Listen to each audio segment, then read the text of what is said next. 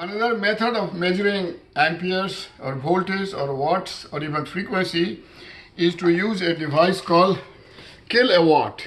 Kilowatt is a device that you can buy at Harbor Freight or other stores or on Amazon.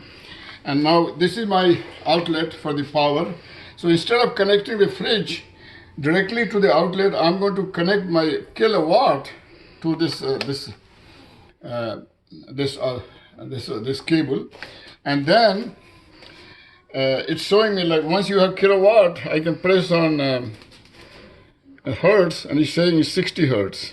Okay, it's 59.960 hertz. Amperes, of course, is 0 because nothing is connected to it. Now I'm going to connect my fridge to the kilowatt, and now we press on amperes. It's saying 1.34, 1.32. Okay, so this is another way of measuring amperes, is to connect your device to kilowatt, and kilowatt is connected to the outlet, the wall outlet.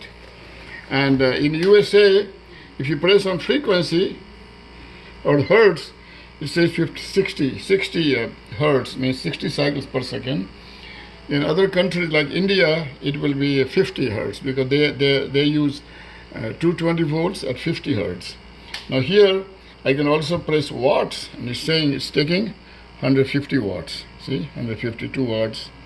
If you press voltage, it shows you its voltage is 119 volts. So this device is very good. It tells you the voltage and amperes consumed by your device, the frequency, watts also, even kilowatt hours. But normally, by measuring amperes, you know how much the power is being consumed. Okay? Hello. If you liked this video, please subscribe to this channel by clicking on subscribe button shown below.